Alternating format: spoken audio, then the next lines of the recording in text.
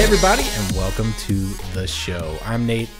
I'm Steven. And welcome to the first inaugural episode of the BuckLyfe Radio Hour. Have we settled on anything yet? Buckcast / BuckLyfe podcast / to be named. Fuck it, we're doing it live. You know, how about leave comments for what if you have anything creative? Oh, that's a good idea. Let's get the interaction going early. Right from the bat. Let's get you guys engaged with us. All right. Well, welcome to the show. I'll start off. This has been an idea probably a year in the making for me. It's been. I'll give Nate the credit where it's due. He has championed this brainchild for the channel, and he's very excited for it. And I think it's going to have a valid place for the channel. So well, and here's why. So we talk about so much just crap outside of our channel. Oh, you mean being friends? Right. Yes. But it is almost exclusively related to what we're doing on the channel. Yes. And it felt like such a waste to me that we had all of these great discussions and all of this talk, this debate about the stuff that we're doing on the channel, and there is no place for it right now. And that just kind of felt like a tragedy. So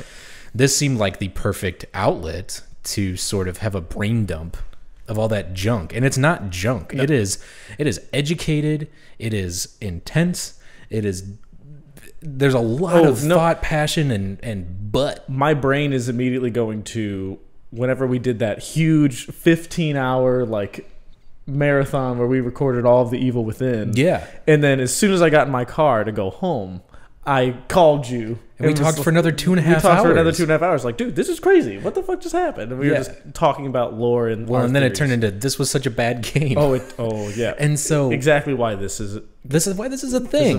We talk about a lot beyond just I think I crapped my pants that episode. You know, it's not that. It's not just that. So the way we're kind of envisioning this going is each episode will kind of revolve around different topics to be decided by the quote-unquote host of that show. So for this being my idea, my brainchild, I had to do all the work, which is fair. And so I'm the host of this episode, if you will. I'm the guest. And no, Steven's the color commentator because calling you a guest just seems stupid on our channel. Fair. It just seems wrong. You have someone who is driving conversation and the other one who is just kind of showing up and responding. Have you ever listened to a podcast where it's one person? No. It's kind of uncomfortable. I could imagine. And I don't want that to be that. You also like ASMR, so I'm going to start talking quietly. Why would you out me like that? That's fucking mean. All right. Anyways, we're going to totally blow past this. So we'll dive into things like the lore of a video game, or, we'll talk about the state of our channel, provide a running commentary of the stuff that's currently in progress. Anything we see fit, it's our show, so fuck you. We'll decide what we're doing. So I think the biggest thing that sort of spawned this idea for me was that when we were streaming our marathon of Outlast 1 and 2, when we finally finished Outlast 2, and it all clicked. We sat down and digested that at the end of that stream forever. And you guys kind of ate it up. I don't think I'm making that up, but there was a really hearty debate. We had brain blasts. We made connections to Outlast 1 that would never have happened. Just because of the way we did it, too. With the platform discussing it, but also going from whenever we played, because we did 1 Whistleblower and 2 in rapid succession, it was all fresh. And it was all like, oh my gosh. Exactly. This is crazy. So I see these episodes kind of revolving around, at least until we run out of games that we've done on the channel. Right. And we'll talk about it from the mechanics to the story to our actual overall opinion and sort of review of it, and it can kind of be a platform for us to really dive into that. Right.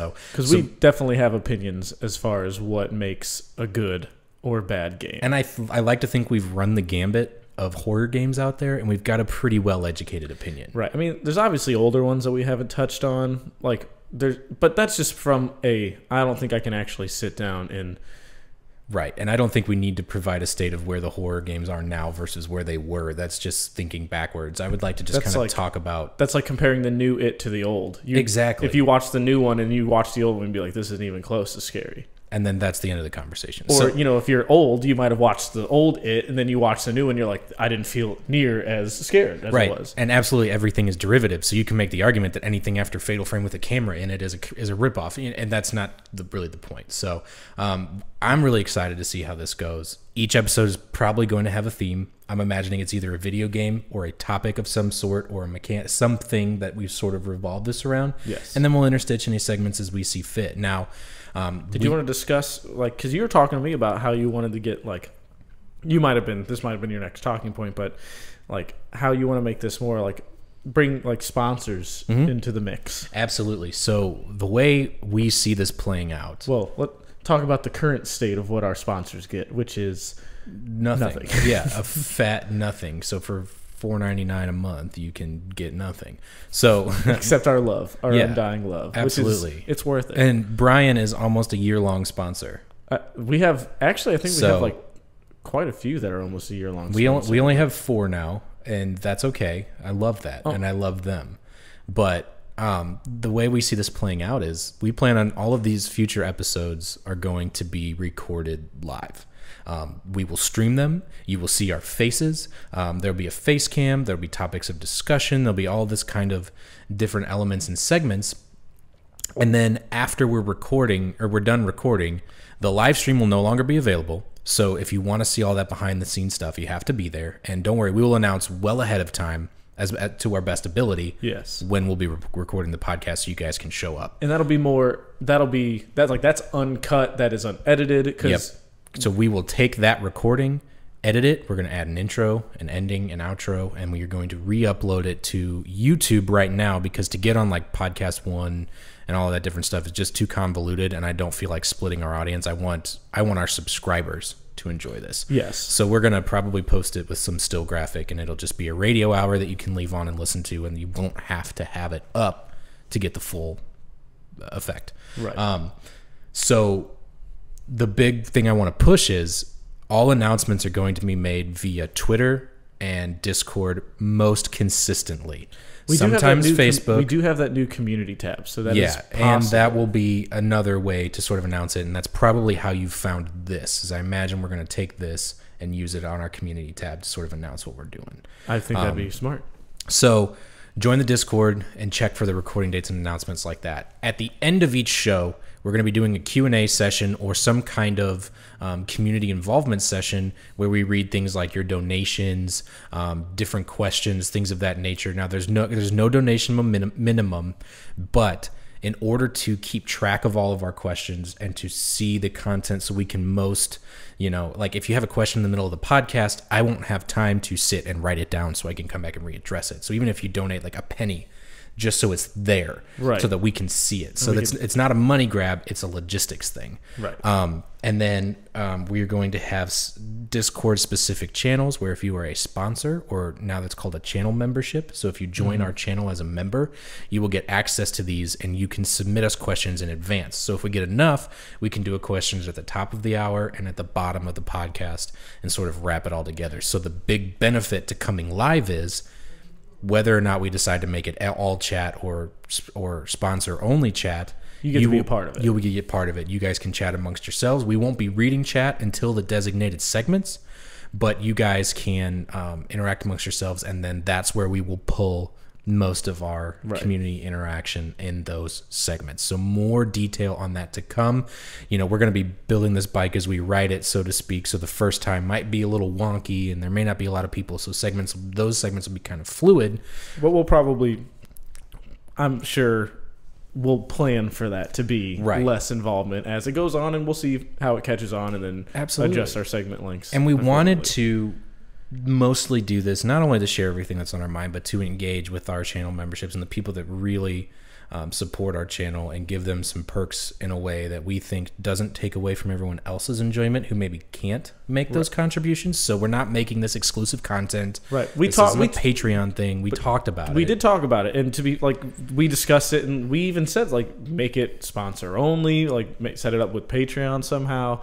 But we feel like giving you guys the opportunity to come live and see us and interact with us in real time, to a point where, if you ask us a question, we can answer it, and it's out there for everyone to see. So like it gives, and then the way that works is that since everyone can see it, then, potentially there could be more sponsors, more people who are willing to come, and they would like that live incentive. And then, did you want to talk about like our plans for maybe like different subscriber or sponsorship levels. We haven't discussed that. So I don't know what we can necessarily do with the podcast, but we are developing new loyalty-based sponsor badges.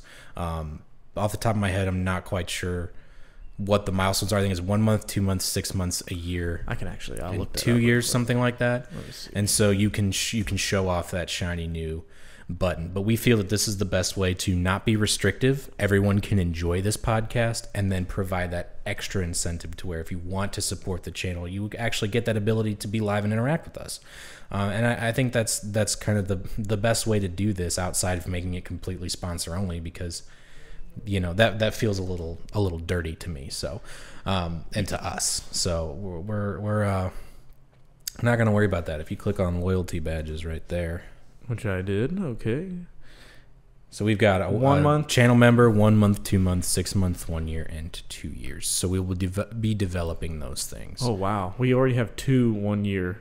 I know. We have people that have really been supportive and hugely helpful. So this is mostly for them and in the spirit of that. Because we noticed this. Like we have a revenue tab that it tells us how much we've made, and it's granted it's not much, but it's something, and we can tell that we even discussed like slightly over a year ago was when Home Sweet Home dropped for us, and I would say October of 2017 we were at 300 when we were at Purdue for my homecoming. We were like freaking out at the bars because we were like getting. We hit 300 that first night. We hit 300 like the first night we were there. We're like, this is crazy. And then proceeded to go on a 48-hour bender. Oh, wow! Yeah, well, we're not going to go into that. That's a different podcast. Yeah, that's an exclusive content if I ever heard one. But no. And then Home Sweet Home dropped, and like this, we went from I'm not going to say exact numbers, but we were making pennies a month. Like, I mean, by pennies, it's like literally less than a nickel a month. And like now it's like some actual number, and it's crazy to see that growth. But we know where that's coming from. That's not just coming from thin air. It's coming from you guys. And it's solely through your support. Our ad revenue is shit, and as everyone knows in the industry, it's just going to get worse. And we're not trying to make money off you guys, but for those of you that have asked for ways to support us, not even for ways to support us. A reason, other than the fact that you like our videos and that you support what we do. Because I mean, we started doing this because we were doing it together anyway, right? And we wanted to share what we do because we feel like we produce something else that people aren't quite giving exactly what we give. And now this is something that I don't think anyone's doing. I don't think this so. Kind of sponsorship. And then not to play too much inside baseball, but this is a easy way for us to consistently produce content. Oh yeah, I mean, for you we've guys. Been talking for 13 minutes, and I feel like I've just been having a normal conversation with you. Exactly. Yeah, we've been talking about this, and the logistics have been kind of back and forth for a while. But it took me guest starring on one podcast to realize like we have so much to talk about that we're just not. Right. And I think we should utilize that. And I'll give the details later for that particular podcast if you guys are interested. Really cool group of guys that run that. I got to sit down with one of them and talk about, they're not very big horror fans or very exposed to the horror genre. So I got to kind of talk about what we do and how we do it. Okay, so that's enough about the intro and what the show is. If you guys have more questions, comment on this particular video or join Discord, and don't add us, but post in general. So let's do that. Post in general, that'll work out. Or we may, we'll just post in general because it's a good general discussion area. Like, just let us know what you want to talk about. And we get notifications every day. So with that being said, we're gonna go in and talk a little bit. This is kind of gonna be our origin story, if you will, episode. We've already had one, but we'll keep it. We've had one inside of our other content. But I wanted to sort of come together in an open forum where all we're doing is discussing. I know we had a couple of different reading your comments videos and things like that. Right. But it's not going to be like, why did you guys start BuckLyfe? Because we have kind of beaten that to death. But we're going to talk about the different sort of motivating factors that either led up to this or keep us in the game. Because I think that's important. And then, why we love... People have to know where our drive, like this exactly. This is definitely it's an endeavor. It's not it's easy when we're actually in here and we are sitting or we're standing in the studio. It's easy for us to do this because, I mean, we'll get into why it's easy, I'm sure, because we've just been best friends forever at this point, it feels like. But life is hard. Like life is really hard. For me to get here, it's no less than a 40-minute drive, and then I got to drive back. Yep. So I mean, now it's winter and it's dark and it's all that good stuff. So let's move on to some topics. I've got some questions for you, a la interview style, that I think. No, they're super easy and they're super straightforward. But I wanted to kind of make this first one sort of an all-encompassing view of what we think of the genre, what we think of the industry. And then sort of give some of those background thoughts, and then in future productions we'll get into specific games and answer specific questions. We're gonna keep this one kind of high level, kind of, we're just shooting the shit. Let's just shooting the shit. All right. So I know I have my notes. I'm gonna go a little bit out of order because I realize I think this question makes more sense first. Okay. What is your favorite game that we have played on the channel so far, and why? My favorite game. Your particular favorite series that we have done, not including Home Sweet Home, because that was honestly, I'll just address that. Well, I guess unless it was your favorite, but I don't think it necessarily was. Home Sweet Home, you guys didn't see this. There are times where Nate walked away and was laying on the floor for like 25 minutes because that game, it had such weird pacing that if you died or you got caught, you lost. The finale minutes. Took us probably 3.5 hours to shoot. Oh yeah, so like I would get us back to the point where like we were hiding in the exact same locker. I'd wake myself up, stand next to him, be like, "We gonna do it this time, Steven?" He's like, "God, I hope so." You know what actually was probably my favorite thing that we did was I liked the Resident Evil 7 demo. Yeah, a lot. I really did. Now let's clarify. I know we had the Lo and Behold lads on, but you're talking when you and I sat down and dismantled that game. We took the 6 hours or so off camera to figure it all out. That was my. That's okay. I take it back. I take it all back. Honestly, I think the most fun that we had was definitely Layers of Fear. Okay. When we wore the onesies. Yeah. And it was just you and me. Because we only had I want to say 80 subscribers. It was for no one but you and me, and we just had so much fun. You know why I think it was? Why? We were both, that was the first game we were both dead cold to. As in, no one had watched a playthrough. No one had seen, I had seen bits and pieces. But just trailer level stuff. But up until then, I had seen all of Soma going into it. Right. It had been years ago. I'd seen all of Outlast. We played Outlast again. And this was one of the first instances, I think, outside of some of the smaller games. Manuel Samuel, Count Lucanor, but that doesn't. The Last Door. But I mean, those were. Manuel Samuel was in a vein of its own, which I still has a deep place in my heart. Yeah. I love that, but that wasn't. I'm speaking solely from the experience of it all, of where the channel feel like we hit our stride. Of where I feel like we reached into the future of what our channel will be and could be, and we kind of experienced moments. We had moments of our voice. Yes. We had moments of us. Where we were like, whoa, this is actually good. This is something that I haven't heard people offer before, and that's Layers of Fear. And we traded off playing, and it felt seamless and fine, and we were super into the story. But yeah, Layers of Fear was definitely probably my favorite. Okay, and so by favorite, you're including the act of recording it, bringing it out, watching the analytics, sort of bringing it all together. Yes, because we had good engagement, we had good viewership on it relative to our subscriber base. People really seemed to like it, and just people were extremely supportive of it. Further that note, you guys have been. I'm amazed at the level of support that we have gotten in general. It's pretty incredible. The lack of hate.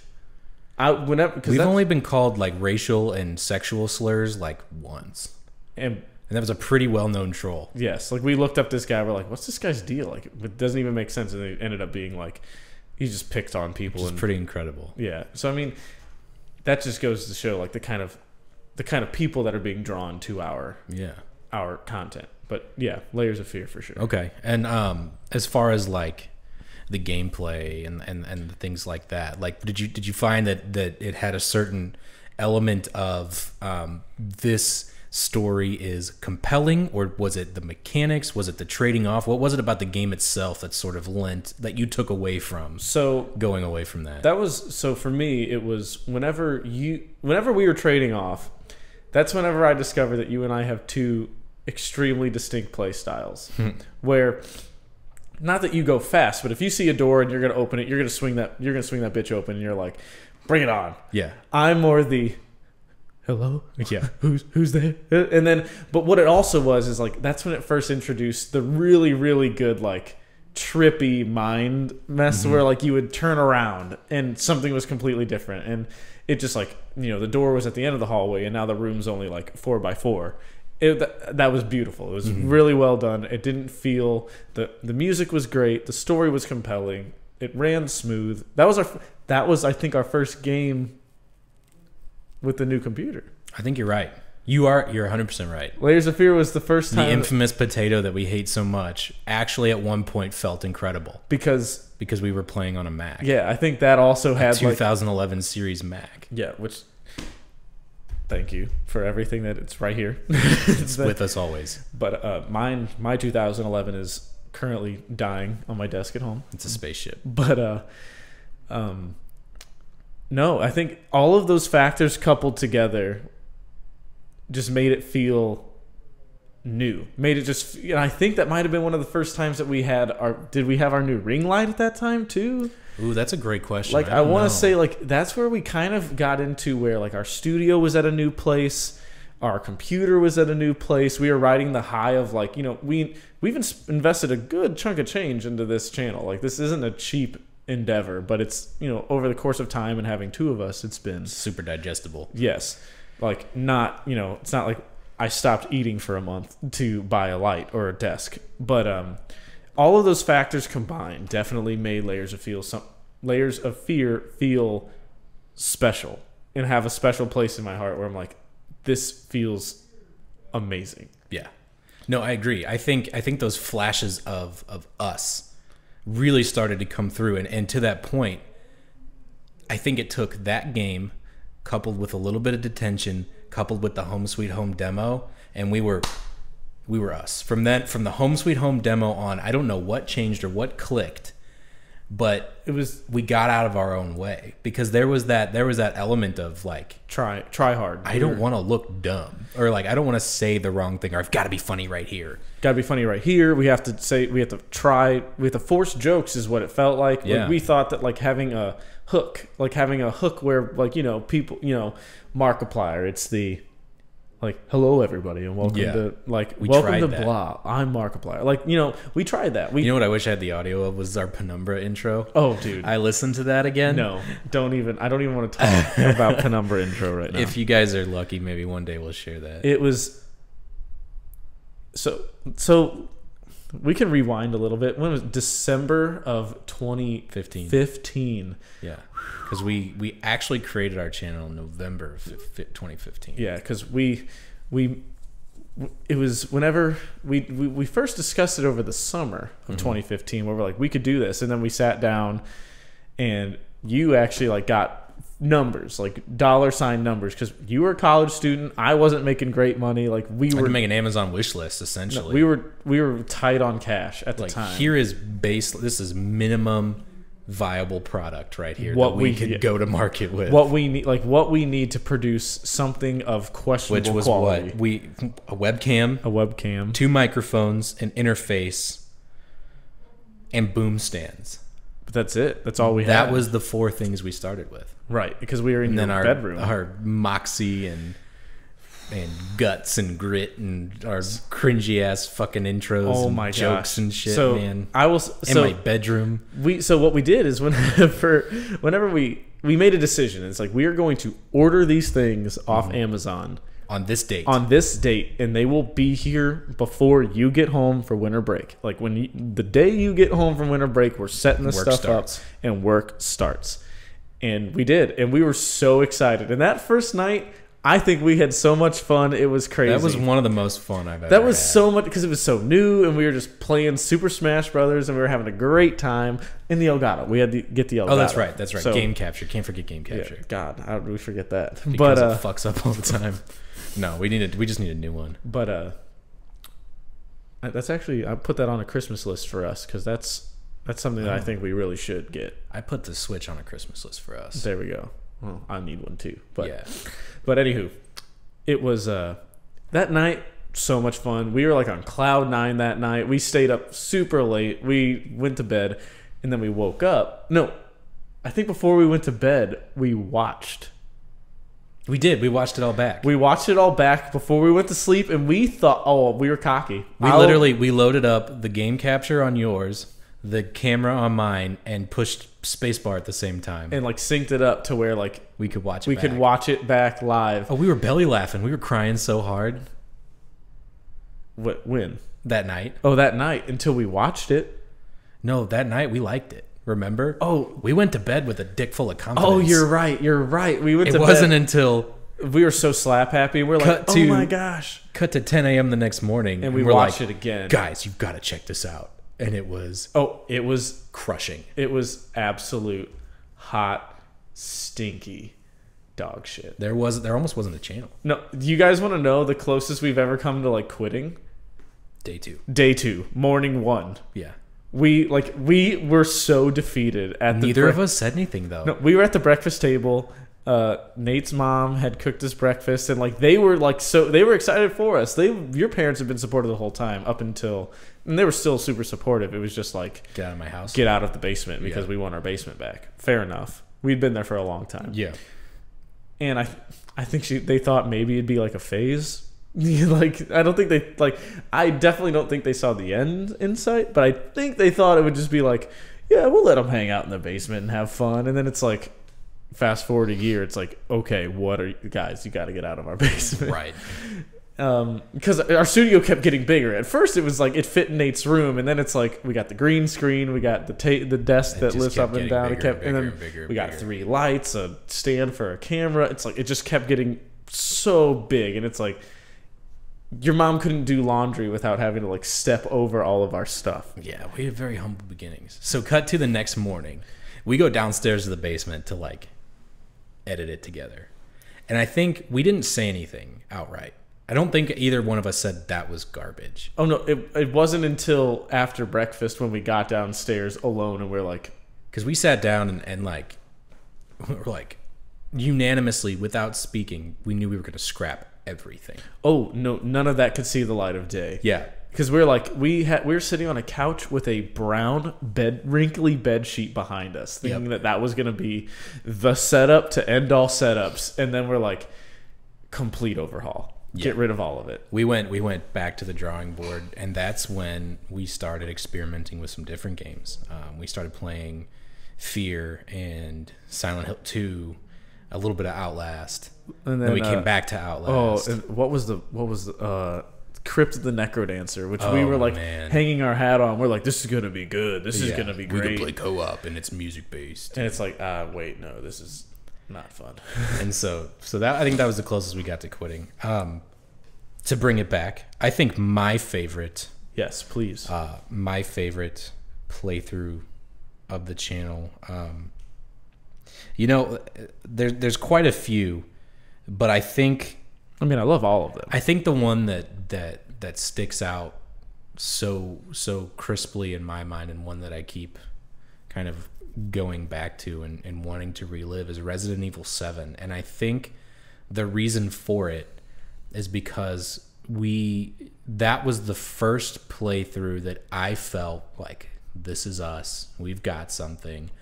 We're talking well, we're pacing well, we're playing well, the game's good. Once we switched to the console, right before the PC port kind of crap. Oh, but that's also part of the endearment of that game for me, is that like that was our first, like, we've had hurdles before where we've lost footage, we've lost face cam, we've lost audio. You see all of our glitches. We still are improving. Like, we still have issues. Right. But that was our first major, like, we have to completely switch consoles. Like, what are we going to do? We pre-ordered it night one. We were ready to go on that hardest difficulty, and then it just locked up, and it was part a terrible port.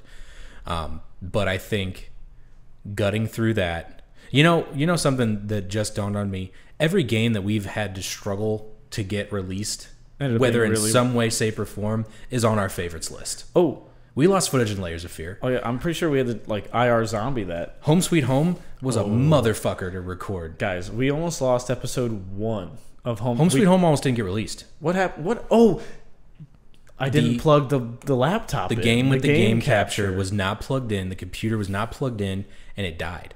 And we almost lost 35 minutes worth of the first episode. And we were, like, what sucks is that... What really sucks, guys, is, like, Nate and I are not... I think this is what people think are endearing about us too, is that we're not actors. No, we're not actors. We are charismatic by nature, and we're dramatic. But I think the word you're looking for is pussies. Yes, it's it's endearing to watch someone get the thesaurus out. Yeah, they're right next to each other. Pussies, Steven and Nate. Yeah. But we can't. I cannot fake. I can't fake. I can't even think of a time that we faked it. We would rather be on the up and up and tell you guys, like, we played these 30 minutes. We have to get through it. We're going to try to get... Nothing really happened. We'll get through these 30 minutes and get you to new content for all of us so that we can experience it together. But continue. No, that was pretty much the end, is the struggle, I think, is what's turned out. And there was almost no Home Sweet Home, which means there's probably almost none of you listening right now. Right, can you believe that? If that would have been crippling. Like, if we would have lost all that, our first episode wouldn't have been as good, and who knows how it would have been received, because we went to sleep. I remember the schedule of that, like, 4-day span is that I would show up, we would play for hours, because that's just, that's how long it took. Every episode took at least 2 hours to shoot, and it was at most, you got an hour out of it, because a whole hour of it was recap. Like, I'll let you guys, rusty key. I'll let you guys in on a little secret. I've been putting in some overtime working on a 100% route for Home Sweet Home so that we can stream it, do a 100% collectibles, and then do a podcast about the theories. And that will be one of the biggest. I'm not going to spoil anything for you guys. It's deep. You guys better block like 2 hours of time. Like, it's honestly amazing. I haven't done my research yet because I'm waiting to do the 100% run. Steven's the one doing the research. I'm going to be the one kind of playing. So, like, in that instance, like, the host color commentary, we're going to switch it, because, like, I'll know, and I don't want to tell Nate anything. I want him to do his research, and then we come together and we can talk about theories, and then what I think, what he thinks, and we're just going to crank that out before 2 comes out. But I'm working on that right now. And one of the mechanics is that there was this point where you're in the school and they have this rusty key, but they don't give it to you or make it painfully obvious that there is a rusty key. So, we went through this whole thing looking for, like, this chemistry set, and it's like rust plus this acid plus water makes it not rusty. And we're like, what is going on? Until we went all the way back. What are we missing? No, we died. Oh, we died because we got fed up. And then it dropped us in front of the door. The beginning of the game, the beginning of that chapter, right, with the key in it. And we're to the game's credit, we are usually more thorough than that.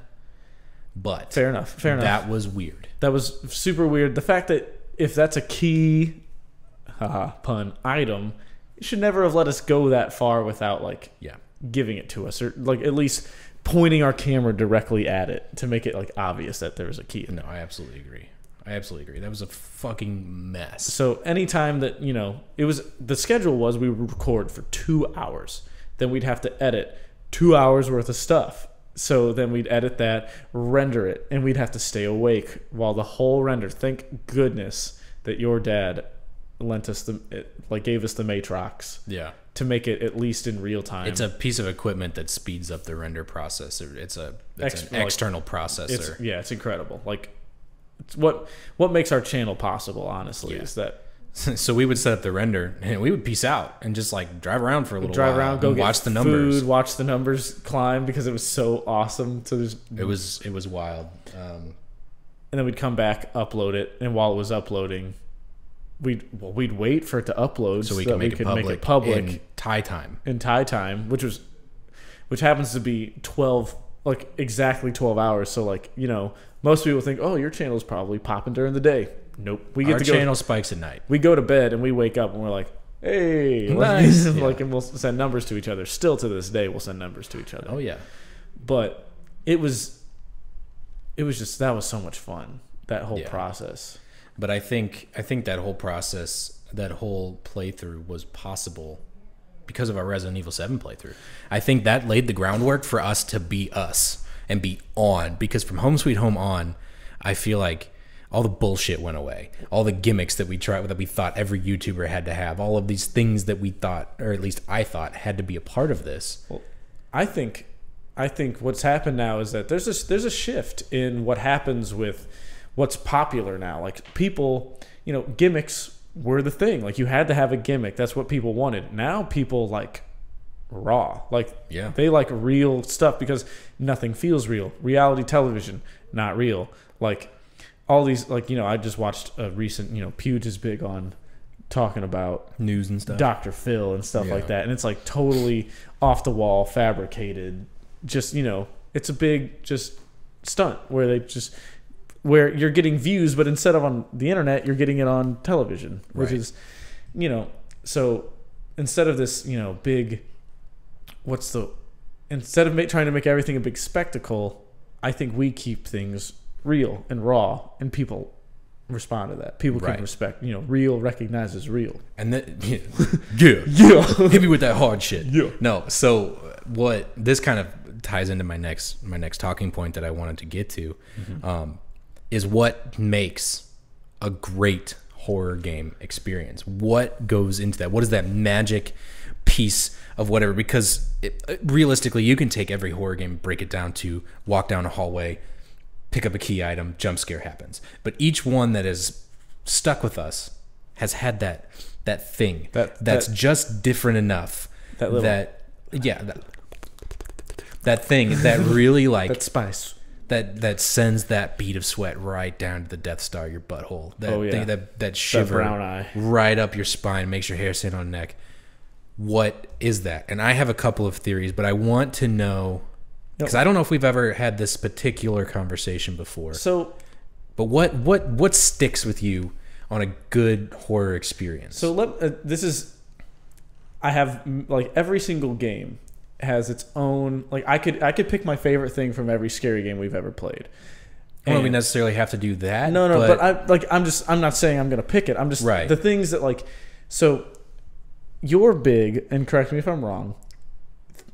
Not anything, but like you have nightmares of some of the games that we play. Like the really good ones stick with me for a while. Right.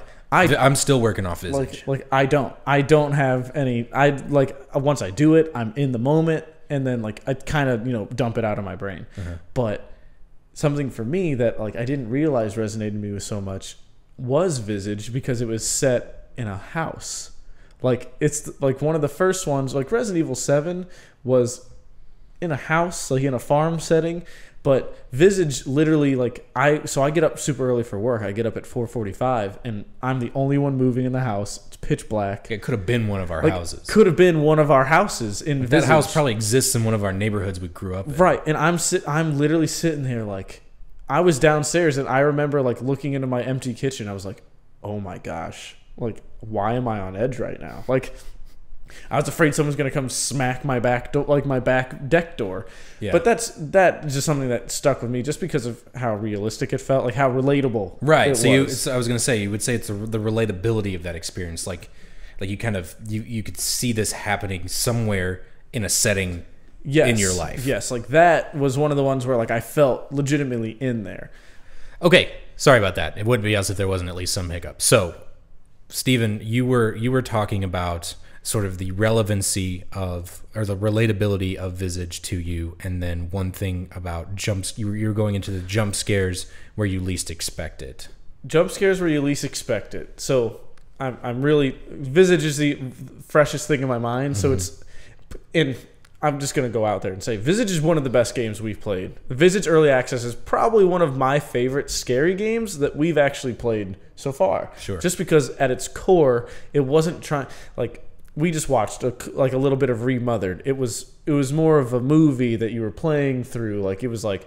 It had a plot, it had story, it had an obvious plot. It had a great twist. Don't get me wrong. Like, sure. That was, if you're going to have a great plot, you have to have a great story. Like, the story was incredible. Like that, and I love a good story. Visage, it came from a place of, what am I doing? Mm-hmm. What is this? What am I trying to figure out right now? Who is Lucy? What is this friend? What is going on? And then it's all this. It dwells in confusion, and that works for us because we explore, and I feel like we thrive on that uncertainty. Like, we want to figure it out. We don't want our hand to be held. Oh no, I don't like my hand being held. If my hand's being held, I don't feel like the game's worth playing. Just because it's like watching a movie that you can guess the plot to. For instance, Layers of Fear. The build-up was a lot quicker than Visage, but that uncertainty aspect was with you the entire time until that payoff at the end. So that's what I like. So what was the game that we literally called? Oh, Rise of Insanity. Great game. Like, it was uncertainty, but the plot was there. And through the exploration, we picked up on everything to the point where we called the twist. Right. And that's kind of cool. I mean, and then you can even go further with like Outlast. Yeah. Outlast DLC and Outlast 2 is that if you actually got everything and you delved into it, you were like, look at how these interconnect. Like, the uncertainty becomes certain, and that is like beautiful. That's like why people read books and watch movies, and like why the entertainment industry exists, is that I'm really glad you brought up Outlast, because I think Outlast perfectly ties into playing off your expectations. And so we're going to get back to finishing your side, but go ahead. What I think creates a really fantastic horror experience is just playing hell with your expectations, setting you up for something and then delaying the payoff, or setting you up for something that is so obvious, like they couldn't, and then they do, or it's building this certainty in your mind. You're like, I know what's going on. I may not know all the details, but I can get through this, and then throwing you that curveball at the last minute. It's like, you can't get through this. Exactly, like that. Like Visage kind of did. It had a really slow burn, but goddamn, when that chick came at us from the flickering lights in the basement, all of that was worth it. Was worth the hour and a half almost build up. It was. So here's where I think Outlast is truly brilliant. Here's where I think it earned its spot as sort of the genesis of the modern horror game. I would agree with you. It played on your expectations perfectly. Okay, so if you played the game at face value, you show up at Mount Massive Asylum. It's a big, creepy building. You're a reporter. You get an email that something weird's going on. You show up. People are half naked. They're going psycho. You're like, this all makes sense. I know what's happening. Exactly. This is an insane asylum gone wrong. If you just play the game, you don't find the notes, you don't delve into the story, you get to the end and you're like, what the fuck is happening? You've got a government agency coming in and shooting up. You've got all this stuff going on. You're just confused because... But you go through the whole game thinking you've got it.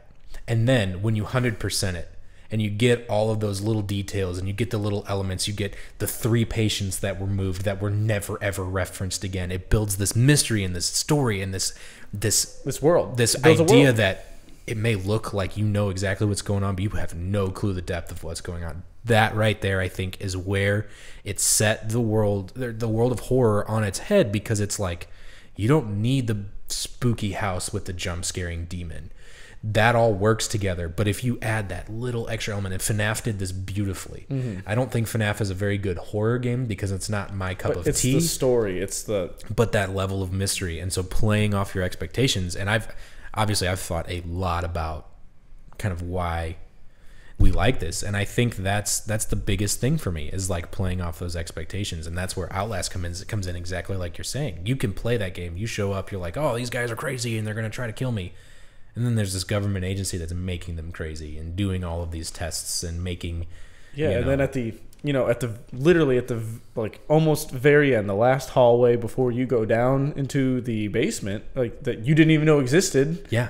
You thought it was some religious cult? Yeah, and then you go down and you're like, but the last document in that hallway, this whole building is a footnote on like this huge, more like grandiose plan that they have going, where like there's shit going on that like you can't even get close to these people. Yep. Like they're in these shipping containers that are like you can't go within what, like X meters of like this person, because you'll go crazy. Like you'll literally lose your mind. And that's where, you know, Outlast 2, like I remember when you and me, whenever the moment where Outlast 2, flat out, I did not like Outlast 2 for the first, not until the end. For the first like hour and a half, I did not like it. It was just a running simulator. It was like there was no way to get away from anything. It's like, oh, I tripped a trigger and now everyone's chasing me again. It's hard to build dread whenever you're just running the whole time. It's like, you know, it's like if you were faster than a predator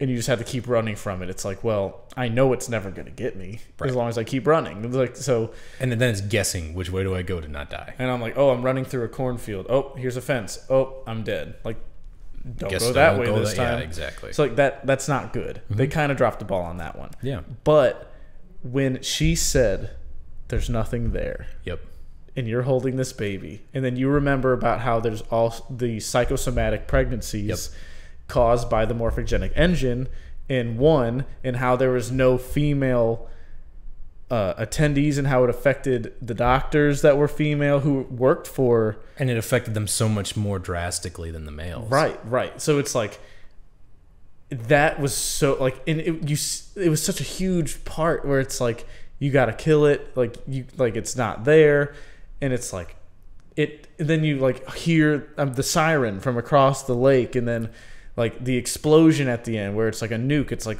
it just sounded like McUltra just. Is it McUltra?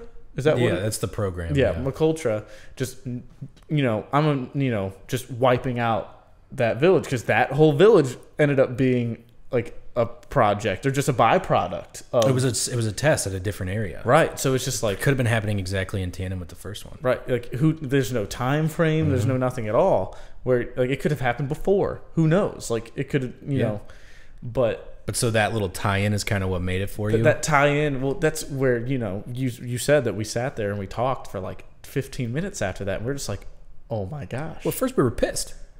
The white light and it was over. Everything was dead. Like, what kind of ending is that? But then we made the connections. And then we sat, and then that's where it just like, whoa. And that's an episode that I want to do of the podcast, where it's the Outlast series, and we kind of dissect it all.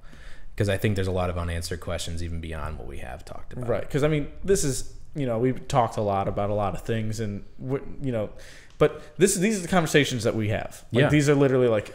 So getting back to making a good horror game, would you say that, and I think this is true for me, that the element of control is tantamount in a good horror experience? Because I'll give you an example.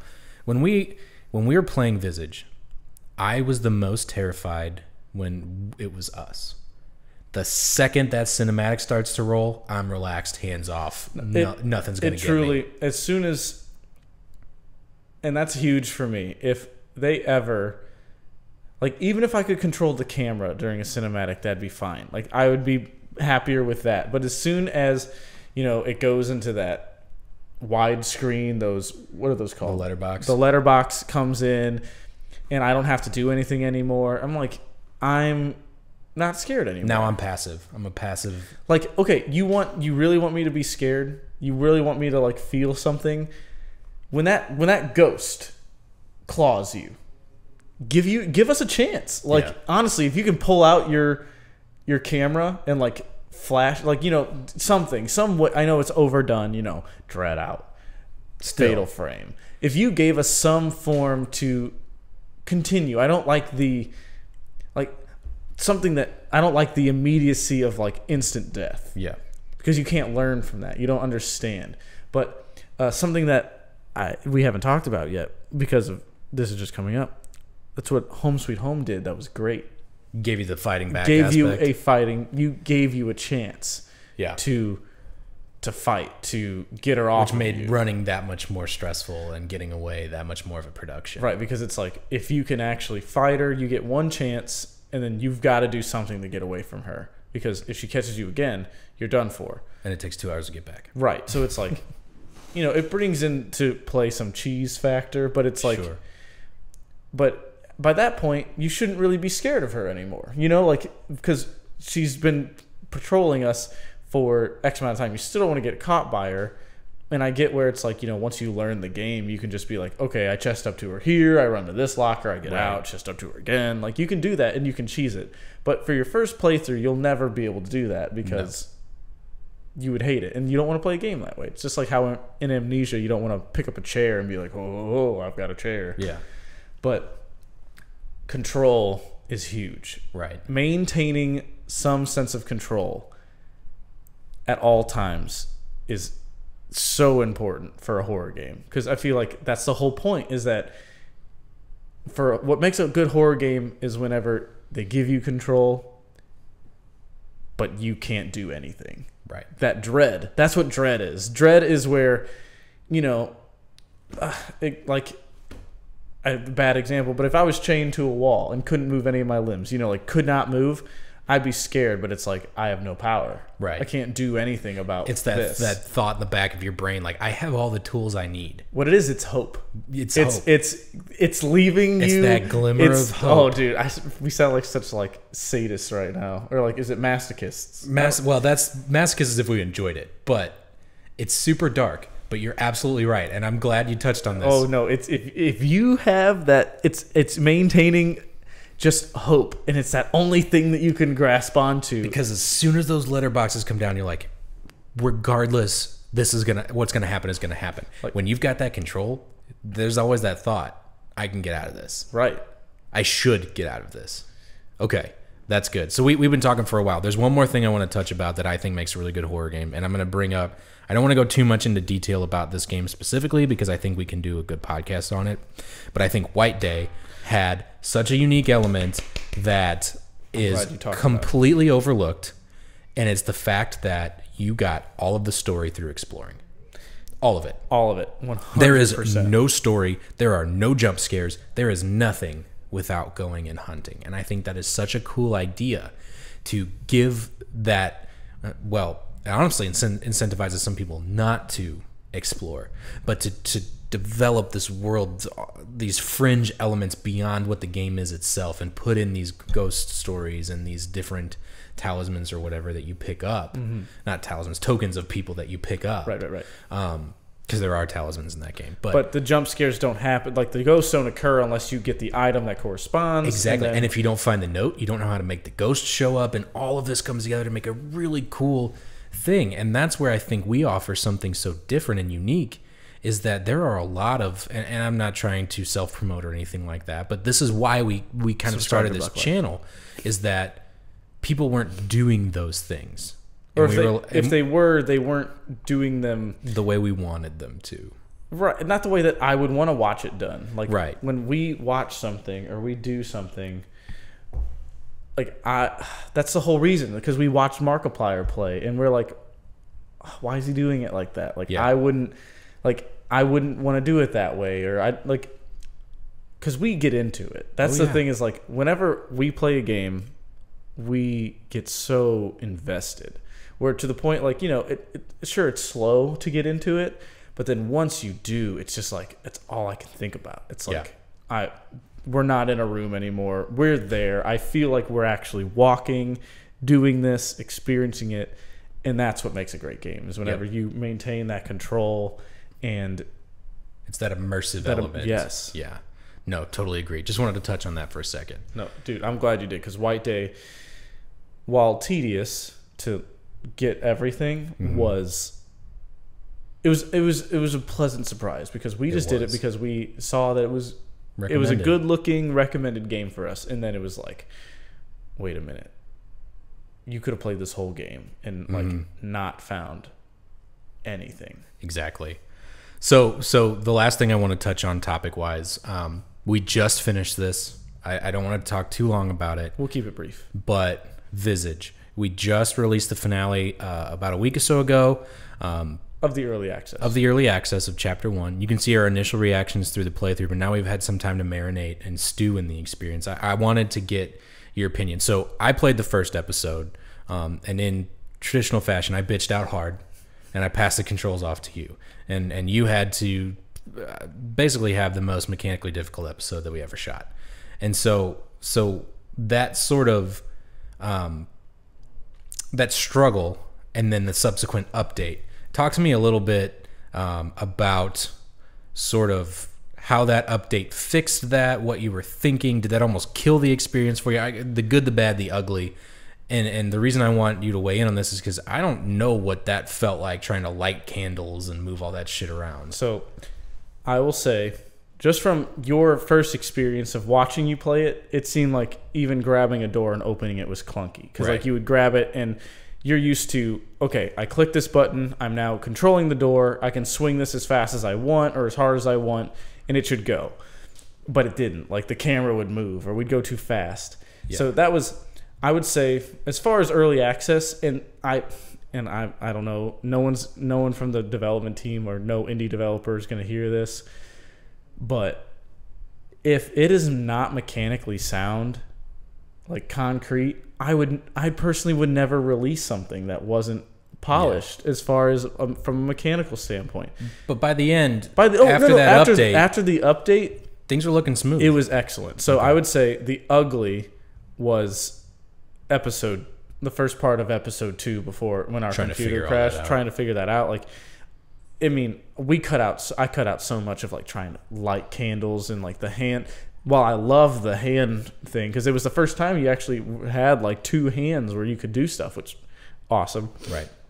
But the ugly, so let me say, I'll go ugly, bad, good. Cool. Ugly was the early, just the early mechanical glitches. Bugs. And I would say to a certain extent, post-update mechanics. They were weird. They are weird. Once you can be good at them. Yeah, you can get it, but it's not very intuitive. It's not intuitive and that's at all. A pretty big barrier for people with horror games. Right. Like, I mean, because no one wants to be jump scared by a demon and then fumbling with the controls. Right. Be like, oh, I need to do something. So, right.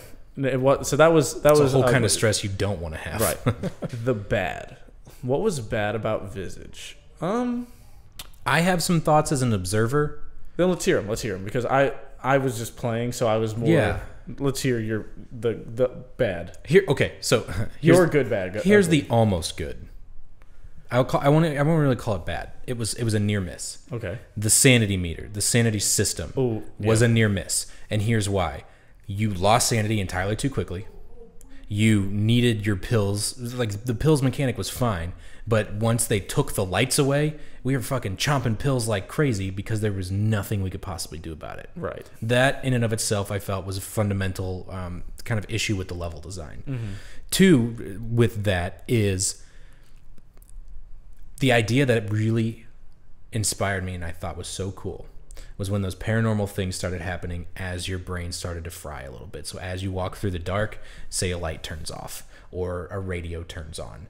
That could have been so incredibly amazing. And it was just not quite there. So like, and it became totally irrelevant through part of that chapter. You know, that light went off, whatever, you know, that right.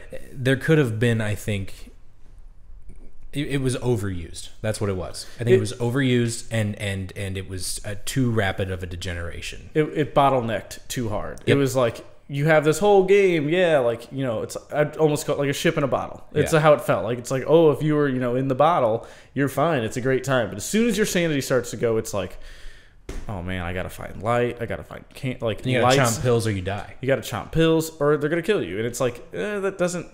I mean, it makes sense, but at the same time, it's like. That's just... It's just a little overdone. It's a little... Like, you can't have your keystone mechanic be quite like that. Like, that's like Amnesia. Amnesia wouldn't kill you if you were insane. You just, like... Your eyes were just, like, crazy and, like, crackly.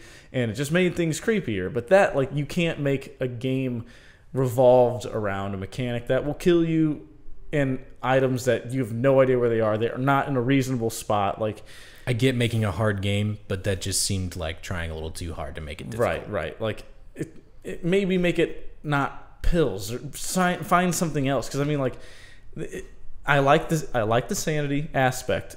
Don't make it game dependent. Or because they even say that pills are vital to your survival. Make your lighter not decrease your sanity meter.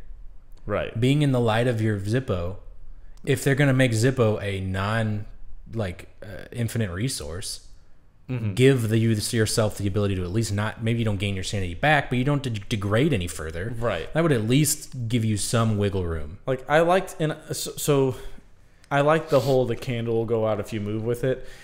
Maybe the candle goes out if you sprint with it. Like, you can't run with the candle. For God's sakes, give you more candles. Or think about this. I mean, here we go. You have two hands. What if you're holding just a candle? You could block the wind with your left. I think that's more of a development issue because they have a smaller team. But I mean, that would be cool. If you were if you had one candle that was already lit in your hand, so candle in your left, lighter in your right.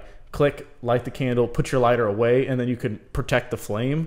Then you could walk around with a candle. That would be such a and then you could hold it lower so it doesn't take as much as the view. But that would you know, not being a developer, I don't know what would go into that, but it seems possible. Yeah. So I mean, that would because Sad Square is from my understanding a fairly small team. And, and I don't want to beat them up on things that they couldn't possibly do, but I just feel like it was close. It was close. Super close to being.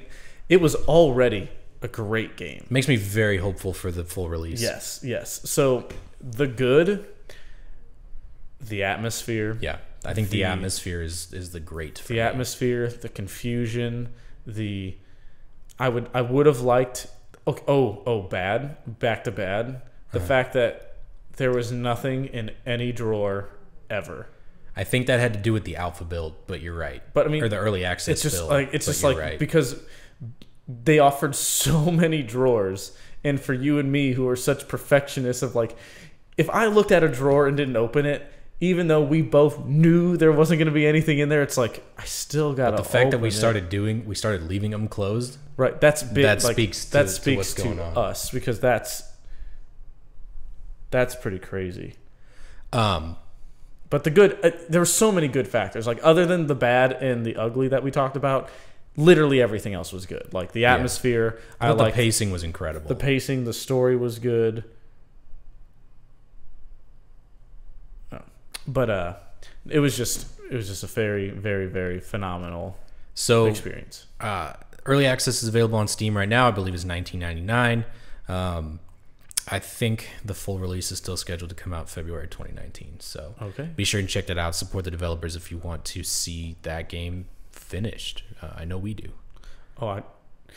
I'm very excited for that. And also, on that note, I'm excited for 2019 in general. There's going to be some phenomenal horror titles coming out, and I can't wait for them. To that point, so I've got a couple of news stories here, and this is going to be quick, but just some stuff happening sort of in the realm of horror. So Mad Mind Studios, the masterminds behind the Agony Unrated game that we played the demo of. Good old Agony that, we won't get too into it, but not a huge fan of. We gave it our fair shake. We ended up losing it.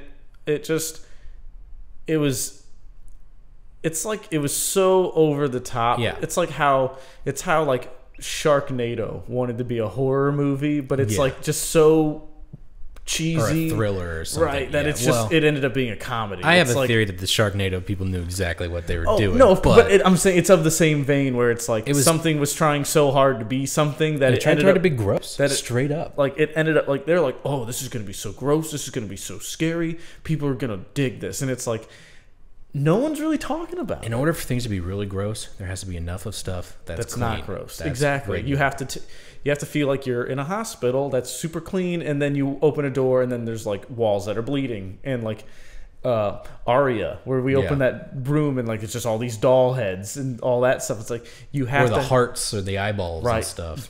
Juxtaposition. Juxtaposition is what you need to have a reference of something for something to seem. Because if it's all gross, nothing's gross. So they just announced and released 2 official teasers for a game called Paranoid. Now this one looks... I haven't heard anything about this. This one looks promising. Okay. So the big thing is they've been working on this for a while actually, and it was a pretty big surprise to hear that they've been working for so long. But it's labeled as a survivor horror game, and apparently it's pretty controversial. So the game takes place in the 1980s, and it follows a 31-year-old named Patrick Coleman, who lost his entire family due to something. We don't not necessarily know what, but the trauma of losing his sister and his parents' violent death sends him to medication, substance abuse, and the like. And that's where you bring in psychological, exactly, supernatural events. So it isn't until 13 later that a phone call from who sounds like his sister announces that they're coming back and they have to leave his life of seclusion to face the horrors outside his door. But you got to figure out whether they're real or just from his addiction. So it sounds like it's a little bit kind of layers of fear. Maybe it's a little bit of stories untold. You don't know the mysterious circumstances. I'm glad that you just said that, because I literally just thought about how, I'm sorry to go back to an old topic, but dude, stories untold was a different kind. I want to do an entire segment on stories untold. Then we'll talk about it. I think I want to save that one and really dive into what we loved about it. I'd almost like to play it again. We could. Aren't they making it was a new quick. One? That studio has announced a new title. That's not quite breaking news. All right. But there's no set date for when it comes out, but it will be for PC only. If you guys are interested in more news, watch Agony's Twitter. Google it. Google Paranoid by what is their name? By Mad Mind Studios. That's what it is. And you can watch the trailers there. Maybe we'll put a link in the description. We will put a link in the description to these. To the article that I'm looking at. Okay, this one was kind of interesting. So there's a Welsh horror game that was announced, and I'd never heard of this before finding this story, but they announced a horror game called The Maid of Sker. This was a week ago today. And they used images of this real-life Sker house, which I guess is sort of similar to some of the more haunted locations that you'd find in the United States. Okay. It's like known for being kind of creepy and kind of haunted. But it was the first time the owner of the house heard of the project was when they showed his house in this trailer. So it's near Porthcawl in South Wales. I don't know if we have any international people out there, but it's actually pronounced Scare House. That's how freaking uncultured I am. It looks like Sker, but made of scare. Made of scare. And so the action takes place in a hotel, presumably to avoid using the house as like the theme. Mm-hmm. But in a press release, they mention the real life house prominently. So I'm going to read the quote real quick. It says, based on the haunting true story of Elizabeth Williams, you play as Thomas Evans, a musician who is thrust into a terrifying battle to save the woman he loves. Set in 1898 in and around Scare House, a real dwelling which stands to this day and is said to be one of the most haunted in Britain. Expect a story of forbidden love within a family empire driven by torture, slavery, piracy, and a supernatural mystery that suffocates the ground of Scare House. And so the true story is actually a popularized legend of the 1872 novel named The Maid of Scare, written by R.D. Blackmore. You guys can do research on that. I know literally nothing about it, but that it exists. But it inspired generations of ghost hunters to seek out the real-life Scare House. So this guy is pissed that they reference kind of where the location is. Oh, so like people are going to be like... So there's a pretty hefty lawsuit going on. So they've redacted his name and all of these things, but he's told them that he discovered the game's existence via an Instagram post, and it featured a photo of his house tagged with its name and advertising it as a haunted building. And it just says right there, the house is closed all year round and inaccessible without venturing onto private land. Yep. So don't go there. So I thought that was kind of funny. Like, that's a pretty huge whoopsie daisy on the part of this developer. I don't know why they thought that was a particularly... How do you not feel like you have to at least ask somebody about that first? It's exactly. Like, hey, can I put up your house and address and stuff? It's like the haunting of Ben Affleck's house at blah, blah, blah. That's just bizarre. 32 Sycamore Lane. Sure. If that's what it is, I'm sorry. And so then the last thing is Digital Trends just put out a list of the quote-unquote best horror games of all time. So I thought we could maybe weigh in on what we think about some of these titles being where they're at. So the first one they talk about is Resident Evil 7. I'm cool with that being on the list. Not necessarily cool with that being on number 1. I don't know if I don't know if this is in ranking order. So Resident Evil 7, yes. I would just say they could have extended it to the Resident Evil series, I feel like. But there are some stinkers, but I would say that. And they don't. This was the first one that truly felt like a horror game outside of like a creepy action RPG. That wasn't a super actiony kind of thing, and I wouldn't even call it an RPG because like you didn't really have. You had some upgrades, but it wasn't like you had stats that like a lot of stats. You could just be like, okay, now I have a little more bullets. I have different guns. Put some stimulant in my heart and have more health. That sort of thing. Right. So it definitely has a spot there because it's just excellent. So Layers of Fear is number 2.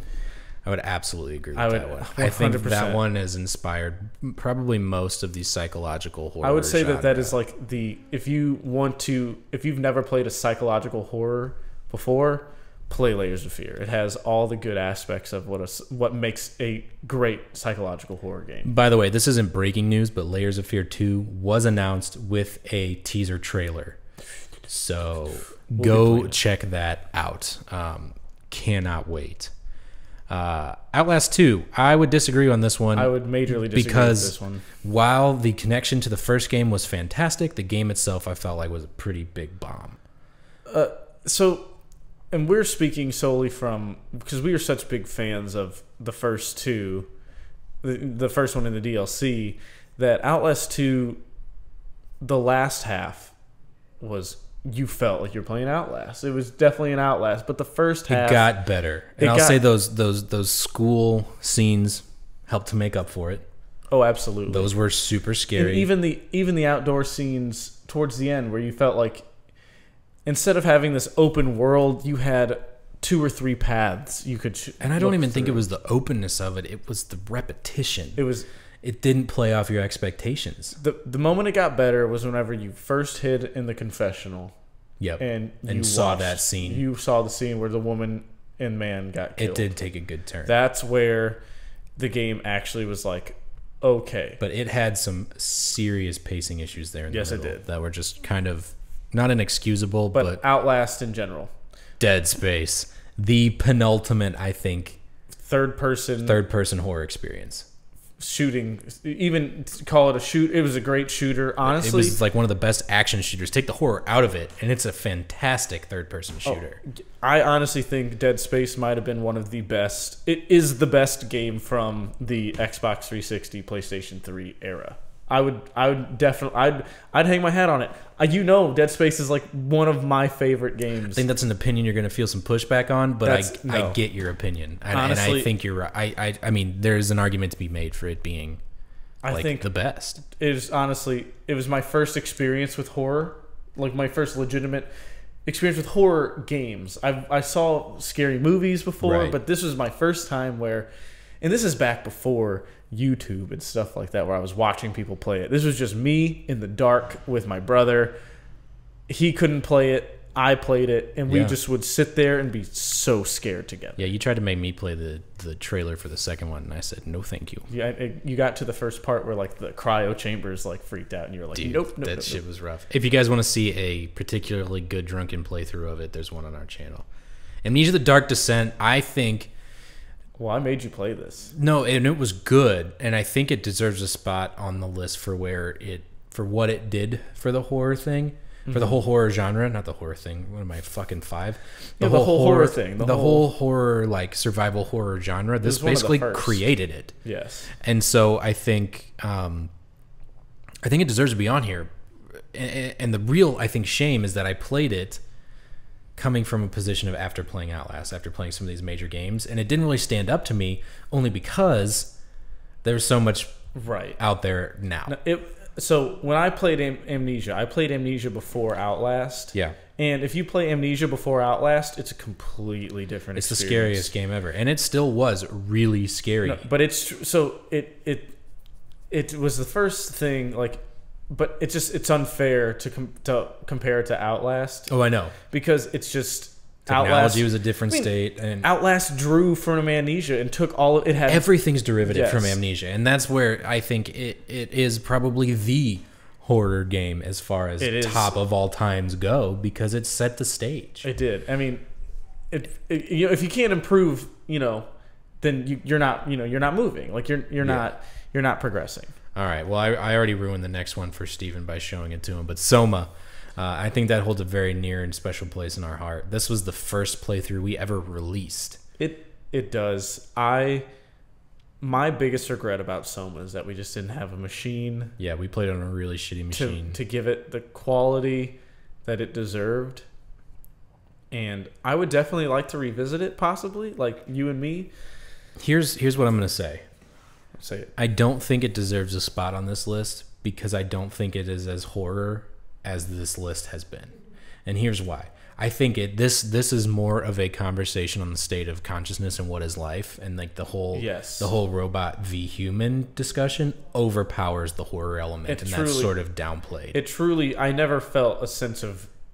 It was more of a supreme dread. It was more of a thriller. It was. Yes, there were some terrifying parts. This, in particular, that they're showing where you're going through the offices and you're trying to set the elevator back up. Yes, that was awful. That was a true horror experience. Oh, yes, but but if you're looking at those moments were far and wide. If you're looking at it the whole picture, it's this big comment on consciousness and what constitutes life. Yes, as opposed to being a true horror game. Now that's not. I realize that's not a great opinion, but right.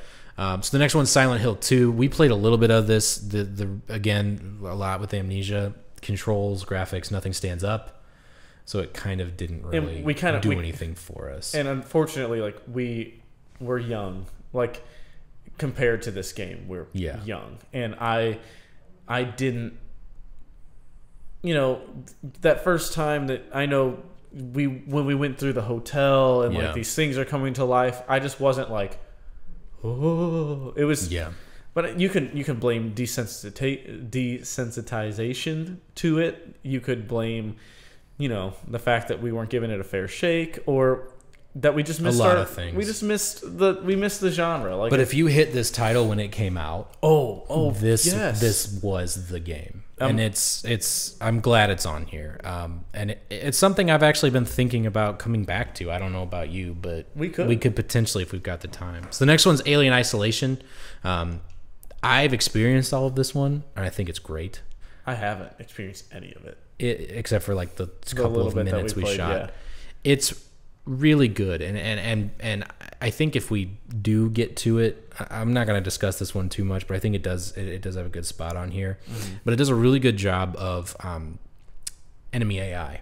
I think is what is really cool about this one is the alien is really intelligent, and you have to be really creative to sort of survive. Exactly. It's not like Chris Walker that'll just open the exact same locker. That's if I was going to give a note to Outlast, it's like give these things common sense. Like if it goes into a room and it checks one locker, it should check that locker again and then another locker. Like, it should be like, okay, that one's empty, but it was empty before. Let's try another one. Like, but they don't. They just leave. Yeah, it's not much of a game if they do that. Like if you hide in a locker and they're smart enough to hear you breathing. I mean, well, that just introduces a hold your breath mechanic or anything like that. There is that. Like, so we can get back to the whole control thing. Like getting in a locker in Outlast is equivalent to pausing the game. You could go and eat lunch or take a dump, take a shower, and come back, and you'd still be safe. So what this I think introduced really well, or not introduced, but kind of mastered, was the craftables. We never really got that deep into it. You find blueprints and stuff. Like I said, I've seen it all. You find blueprints and stuff, and it's really cool. Next is the Evil Within 2. We have not played this one. If it's anything like the first one, I'm gonna fucking hate it. But we're gonna play this game because there should be an Evil Within podcast. Do you see what this says? It says the Evil Within 2 is one of the best open world horror games we've ever played. Far superior to the original in every respect. It was a surprise hit of 2017. So, that's all we've heard is that it is so much better. But I had such a bad taste in my mouth about Evil Within because it came from a great studio, but it's like when what's his name? What's the Quentin Tarantino releases a movie? It's like everyone's like, oh, it's gonna be great just because of who he is. It's because it is, and it's like and it was the poster boy for AAA games, stuffing so much in there to stretch a story longer than it needs to be. Right. And I mean, there's a lot of things that I like remember watching it back. Like, this doesn't make a whole terrible amount of sense. Like none of it does. Like the whole. I mean, I guess that's the point. But like, you can't have a 18-hour experience and still say, what? Yeah. Like at the end, you have to be able to be like. Some will argue that that's the beauty of it, but I think beyond even the ending, like the mechanics felt bad. Like the game was not fun to play particularly. Like we discussed, we would always make the joke. It's like, why do we have to inject ourselves with, brain goop to have slightly deeper matchbooks? It seems like it sort of put those things in arbitrarily. So maybe we'll get around Evil Within too. Who knows? Until Dawn is the next one. We've watched all of it. We're in the middle of a playthrough of it.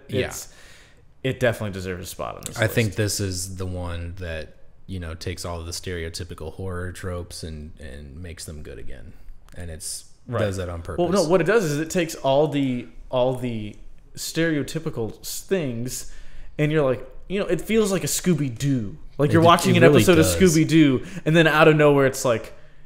And then Scooby gets his fucking head ripped off. Yeah, and it's like, oh my gosh. That's the beauty of it. Supermassive is releasing a new series of cinematic horror experiences too. So very excited for about that. Ooh, Little Nightmares is the next one. I loved this one. I did not think it was a horror game. It was not a horror game, but I loved this. It had some horrifying... it was Burton-esque. It was Burton-esque. It had horrifying elements, like the creatures were scary. And it had a really disturbing kind of horrific story if you dove deeper into it. Right. But it kind of lacked some of those traditional horror elements. So I would more call this a platform thriller. I don't know about you. No, I definitely think it's more of a platforming puzzler thriller. Like the only horror part is that I don't know what the whole message behind it was, because like you see the little, this little thing, and then after you see like the mess hall where there's like everyone are these obese, fat, grotesque monsters essentially, but then flips I'm not gonna just spoil, but flips the script at the end, and it's like, who was really the monster? And exactly. It's super cool to see like that story develop like that. To play devil's advocate though, does tick a lot of those boxes. The atmosphere is dread-inducing. You're in this world where you have all the control, but seemingly no control because everything is a threat. It's all there, but for my taste, there was never like we may have gotten startled, but that's as far as I'll say. Is that there are some things that startled me. Nothing made me. And I don't know if I necessarily need to piss my pants for it to be a horror game. I would say there's probably a better option to replace this one, but I think it has earned its spot. Oh, it's if they were going for variety as far as like every first person horror game, and this list is actually very like inclusive. Yeah, it checks a lot of the boxes. I'd say I would not limit it to Outlast 2. I'd say the Outlast series in general. I would say Whistleblower was probably the best. Oh, Whistleblower is definitely like, after playing the first for Whistleblower to still be scarier than the first after playing the whole first one. Incredible. It's like, my hats are off to you. Like, you did a great job to make something that scary. Yeah, exactly. But that list actually had a really good variety. Yeah, and if you guys want to check it out, it'll be in the description for you to peruse at your leisure. Oh, the description? Yeah, and the description of our video. Okay. So, all right, guys, this has been kind of a start of something fun, I think. Oh, no, that was a little beautiful. Nice. Thanks for having me, Nate. Almost officially been an hour and a half, which is fucking crazy to me. I planned this on being a 45-minute episode, and clearly missed that. But thank you guys for listening and tuning in. I hope you enjoyed this episode of the BuckLyfe Radio Hour. I tried that one. If you like that one, let me know in the comments. Let us know what you think. We're experimenting. It's definitely not locked down. It kind of felt fun to say. BuckLyfe Radio Hour. Yeah, it was not bad. I don't know. Anyways, so we thought we would close, or I thought we would close with kind of an episode of the day. And Steven and I were actually just watching this, and so I had one originally planned, but I think this one is better. Home Sweet Home finale, episode 4, specifically the after credits. Oh, yes. If you guys want to see the dawning realization that we have a shot at this goofy thing, I'll let you experience it. Let us know what you think in the comments. Just wait until it says to be continued in episode 2. You will see the men that once were Steven and Nate die. Yeah. And then have this moment of pure the emotion in our faces and what's running through our heads was literally the exact same. Yeah. Like if you've ever thought the exact same thing as another person at the exact same time, you would know what that felt like. That's exactly what that felt like. It's like that's when we became drift compatible. Yes. To quote Pacific Rim. On that note, thank you guys so much for listening, and as always, we will see you next time. Thanks, guys. I almost feel like it should be NPR, like this episode of BuckLyfe Radio Hour is brought to you by Worcestershire Soda Crackers. Is it? I'm going to enjoy a piece of soda cracker right now.